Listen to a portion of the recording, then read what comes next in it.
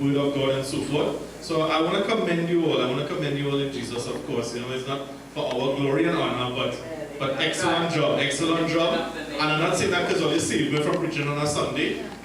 It's really because, you know, sometimes it's good to hear what other people have to say. But you have to be careful with that too. It's good to hear what other people have to say, but other people, you have to trust the other people first. You know, you have to trust them. You know, that is one thing I'm so careful, especially now, who I put in front here.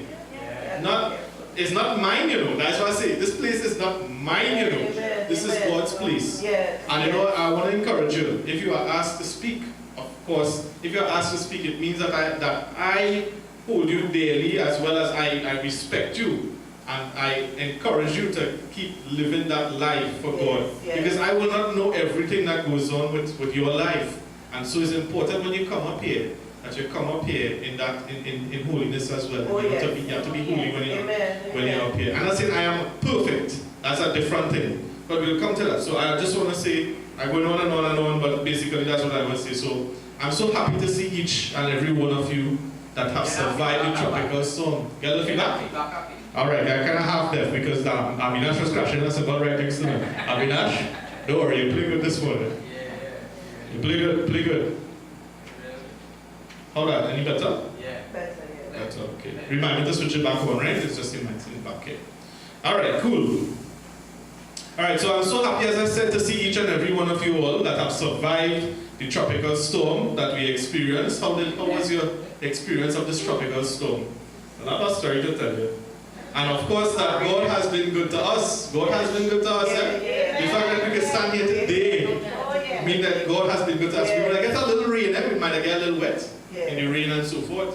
But God has been good to us. Even when there was a storm, no pun intended, even when there's a storm, God could still be good to you. And I am sure some of us have experienced some challenges through this storm. I ain't seen Brother Tom, and I was looking for Brother Tom. That's give you a kind of signal of what's going on with the country. When Brother Tom not here, something wrong with the country. I look out for him because I know he into the disaster preparedness. When I don't see Mel, Sister Mel, she's also in disaster preparedness. I say, busy with work, doing something outside there. And at this time, we need to remember this experience when we use the word storm metaphorically. Sometimes there's storms in your life, and you will go through storms in your life. And still, in that storm, God is still good to you. But we focus on the storm, as I say. Alright? And I want to give, of course, God all the glory, all the honor, all the praise. I hope I don't want to pray to bed this morning. Don't sleep on me. But I want to give God all the glory and honor and praise for being with us through the storm. Through the physical storm, through the trial. This week was trial. It was trial for me too. It happened. This week was a tough week. And I'm about to tell you why. This week, well, for those of you who don't know, Uncle Sharma was here and his family was also here. So I was a little bit busy with them and so forth. You might not hear me, you might not see me posting on WhatsApp and so forth. I don't post that much. Thanks to those who do post, all I just say is amen to God really good or something. I like it, but at the time, I don't get the time to go through some of the videos and so forth, but thank you so much for posting and so forth. And as I said, I was telling you about, so Uncle Sharma and them and so forth were here this week, and so a lot of my time was spent with them. It's nice to have family. Sister Abigail, I know recently you had family, you get to spend time with your family, and it's a nice time to get back connected with your family and so forth, alright? I always say if you're good with your own family, how are you going to be good with your church family too? So you have to be good with your own family, and you have to be good with your church family this morning, alright? And so, still again feedback, I apologize. Let's see what's going on here. Is feedback only in the front? Yeah.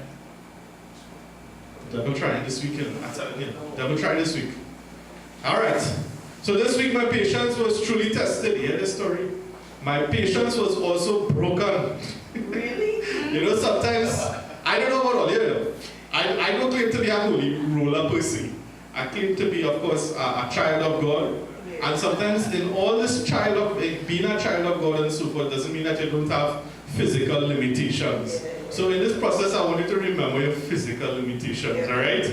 So my patience was truly tested this week, and my patience was also broken this week. Brother Dar, laughing at me already. Brother Dar is okay, good laugh, it's okay. It has not been the first time. Was that? Oh, gosh! Previous occasions. We'll leave it that after. Previous occasions. It has not been the first time that my patience has been broken, but it is indeed a week I reflected on how far the enemy wants to push us to do the wrong thing. How far he wants to push us to do the wrong thing. You see, this week we lost electricity for 26 hours. No, yeah. Okay, so okay, because I thought people would be like, oh, big deal, 26 hours is nothing. It was long, and while some people, and thank God nobody here thinks it is no big deal, I assure you that it was a big deal for us at home. Yeah. It was a really, really big deal. So much so that the experience has surely revealed something to me, and through which I can see the plan of God and so forth, which I will come to. 26 hours of no electricity was a bit painful, to say the least. Mom, my wife, I'm feeling bad to it because it's Uncle Sharma there. Auntie Lissette is also there. They probably say, wait, but they really come back to the third world mentality. Yeah, remember they from the US and thing, and the lights gone. And we can't really provide because as lights went, everything else went. Ladies and gentlemen, when lights go, water does go. AC does go. You can't see in the dark. You're feeling hot. You have mosquitoes biting you. You're going through, the pressures. Now, I don't know when last anybody bathed with rainwater or cold water or tank water, just cold water. But I'm not accustomed to that. And I have to tell you, bathing in that kind of cold water, boy, I really say, Lord, boy, Jesus really bless us, He's blessed us with water heater, where we can get instant water. Long time you're not bathing cold. I don't know if all ever come from the days of bathing from the barrel. The barrel water used to be cold, but you got accustomed to it. So you get used to it after the first one. Nowadays is that water heater, we get accustomed to that water heater and so forth. So the comfort was lost a little bit with that 26 hours. Now that 26 hours crossed over 2 nights. We lost it at 11 in the night, so we could, I didn't sleep well at all. I get so accustomed with AC that the normal average temperature was not comfortable for me. I was asleep, but I was stressed. I was stressed out. And then we keep calling over and over and over, asking TNTech, when they will come. Apparently TNTech lost the trouble ticket. So it takes longer. When I call them, they say, call back in the morning. I call back in the morning, they can't find the ticket. By 4 o'clock, we're trying to get through, busy too. Trying just to get electricity. And anyways, finally, they say they're coming now. 5 hours later, they reach. In 5 minutes, they fixed the fuse, and that was it. So it was a bit frustrating, as I say, the patience was tested. But during that patience, there were some good things that came out too. We got to sit down and talk as a family. Right. Sometimes we get so busy, we don't get a chance to talk to our family. We're so busy in and out and so forth and things. So we get to sit down, talk, laugh, in the heat, a little stressed out, but still good, So there was both positive and negative things in it. But I even had someone someone told me that since I'm a man of God, I should be more considerate of others. Since I'm a man of God, I should be more considerate of others out there who don't have electricity. But, this is something I need to teach leadership as well, because I need to explain something about leadership. But I will leave that for another time. I'll talk about leadership and what people see and what people misunderstand. Because it's a misunderstanding for someone to say, well, because I'm a man of God, that I don't want my family to be well kept. Now understand what I'm saying? I don't think Brother Anand would say because he's a man of God, he's going to go out there and leave his child unfed. You have to understand the logic behind that. So sometimes when people see us, and already automatically judge us and say that we are no longer human because we are men of God or because we believe in Jesus and so forth. There is a limit. Not a limit to Jesus, but a limit to us. Oh, yeah. There's a limit to how much patience, Brother Adam, I could take. Yeah. When it comes to being outside there, and even sometimes in church, there's a certain limit. The difference is the limit here is based not on myself, but based on God. Yeah. Because remember, I have to answer the same way as, and I told Ole already, Ole got to answer for all your own sections, right? Yeah. I'm not running away from it, but I'm saying I can't accept all the responsibility at one point in time. And sometimes I tell people I'm not Jesus, you know. I love Jesus, but Jesus did something for me that I couldn't do for myself. And so this is where we need to realign sometimes how leadership works and what people expect from leadership. And this is why sometimes I don't go over my boundary sometimes. Sometimes I'll let you know. Sometimes I'll let you know that, listen, I just cannot make it because I have physical constraints. But that's beside the point, we're coming back, right? But as I say, we need to go through with a Life Faith Center. We need to go through leadership so that when you learn more about leadership, you can tell others as well. So they don't have that expectation of killing out the servants of God. They kill out the servants of God. And a lot of the times, as I say, that was bad habit, but that is a little bit of bad habit that the church has that we need to solve. Not our church per se, but even those that are outside there, their expectations, they should have high expectations of us when it comes to how we behave, what we do in church, what we do outside there. But to expect a man to go 24 hours non-stop is quite unreasonable. And as I say, you look at your own life and look and see whether you could really survive 24 hours of doing full work and more, 24 to 48 hours. Let me say, you'll go crazy by 48 hours. You'll need some, a little rest in between and so forth. But that is beside the point. So during the time, I asked the question, while sitting down in the heat, I asked the question, Lord, there must be something you are trying to show me other than patience. Lord, there must be something more than patience that you're trying to show me. They know they were there, and I said, Lord, there must be something more that you're trying to show me. And indeed, I was lost by the loss of our day electricity. But after 26 hours, when patience was exercised and patience evaporated like a glass of water that is put into the hottest desert, it just started to evaporate and disappear. At its end, my anger drastically rising within. I don't know about you. Have you ever had that anger drastically rising? It's not one shot it rise. Some people get vexed and one shot it rise and they're ready to come out and chop it. No, it was a building anger. I say to myself, Lord, this enemy really hitting me. This enemy really want me to misbehave. And this country want me to behave bad too. Right? They encourage me to behave bad. Because if you notice something, the quiet people, they don't get through their way, generally. They had to be loud and obnoxious and quarrel and go down someplace and get on, cuss, swear, in order for something to happen. You see what we're encouraging? We're encouraging our behavior. We are indirectly, when I say we, the country, the services, whatever, is encouraging us to kind of push away that patience, to push away our holiness, and kind of switch into somebody else, and make us turn into somebody else who is not so pleasing unto God.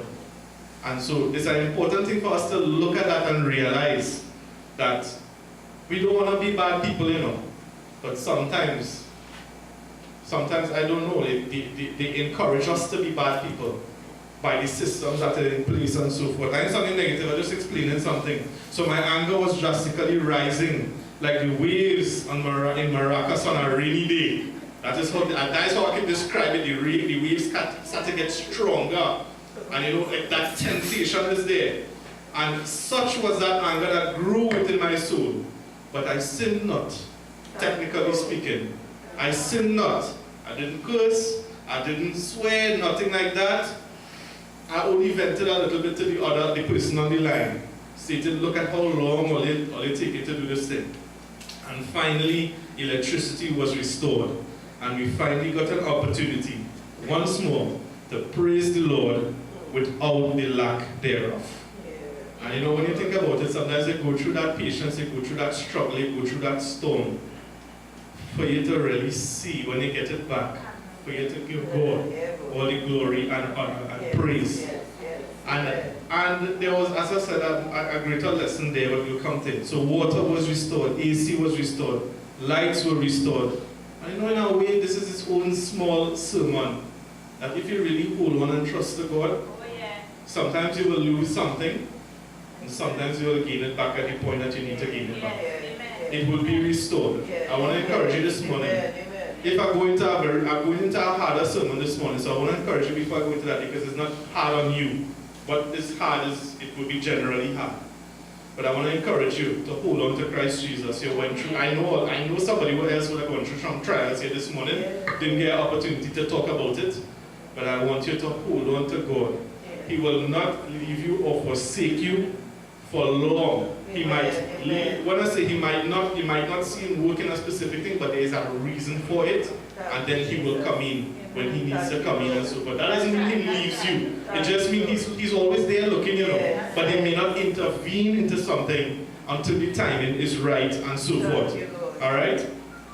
And so I was afraid to stand before you this morning because I did not receive anything from God at that point in time. Because I asked God and I didn't get an answer. This is the next lesson that needs to be learned. Sometimes, maybe many times, you might get an answer from God right away. But sometimes you have to wait. Waiting is the hardest thing sometimes in life. You know why? Because you don't get back the time that you wait for. When you think about it, it is a limited resource. It's like that gasoline. Imagine you only had one tank of gas in the entire world to drive that car. Where would you drive that car to? And would you remember that gasoline will run out at some point in time? That is how waiting is. You will never get back that gasoline. I'm talking about if you didn't have a gas station, right? I hope you understand what I'm trying to say. Alright? Well, so I thought, but I must digress.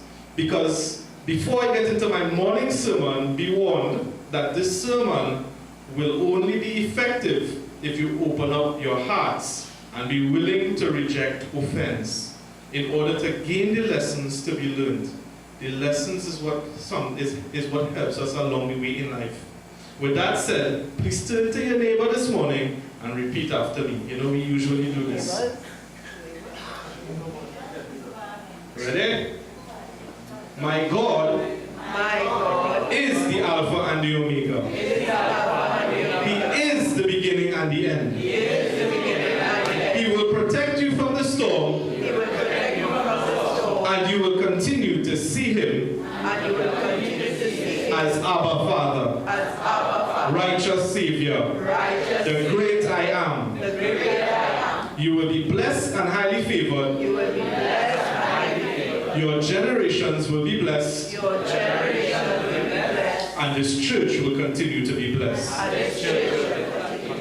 We declare love, joy, long life, great health, great strength, and victory in the name of Jesus. Amen. Give God a good clap. All right, continuing on. We only have about 3 more hours to go. Continuing on, as I said. I was kidding. Yes, you laugh, right? Yeah.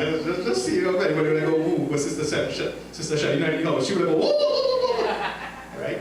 Okay, all right. So continuing on, I was afraid that I didn't have something to bring to you this morning, particularly because I asked, as I said, I asked God that question, Lord, what is the lesson to be learned from this experience?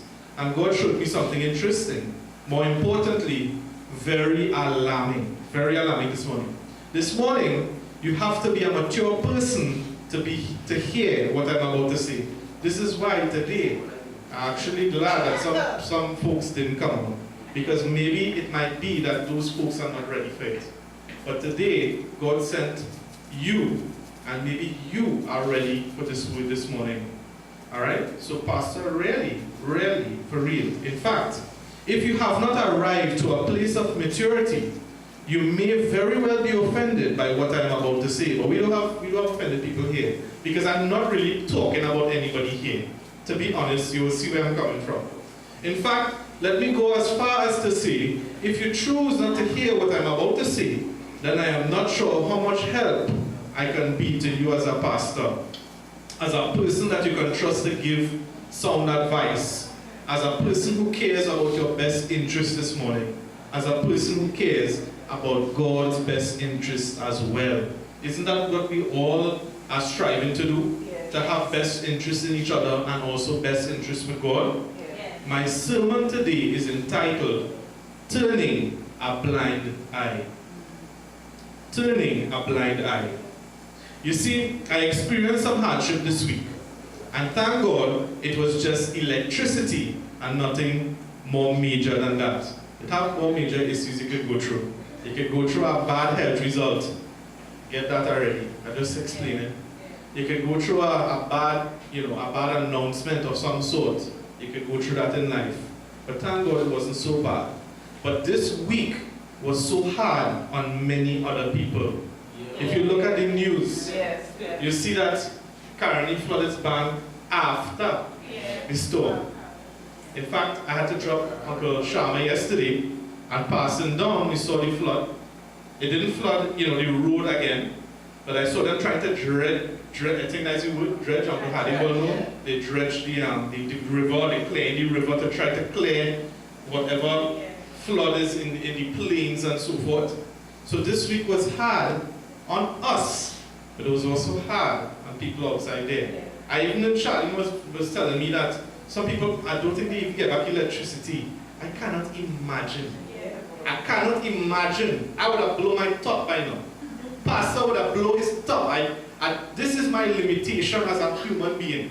I could try my best, I could pray to God, but I don't think I reached the point where I could just smile and let electricity not be there for 5 days.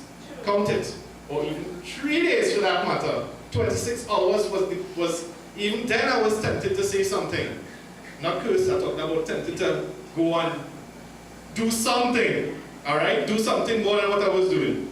So people were affected very harshly. In fact, if we look at the news, we see that places were flooded. People lost electricity. People lost their appliances. I mean, can you imagine looking at what you have worked for? And it's so hard. Sister Abigail, I just work hard, I don't think I work hard, but I could imagine that water hitting that fridge and damaging a fridge. And a fridge is, see, some people might say cheap, but I don't feel it's always cheap. The fridge, the stove, all these things. Imagine the mud that got in and stick up and so forth in the stove. So even after you dry out now, you're not sure the stove will work, and then you have to clean all that dirt and whatever stink stuff is in there, right? People experience damage to their properties, to their furniture, their entire rooms, wooden doors, anything wooden that get wet. It's going to take a while. It will smell. Imagine carpet.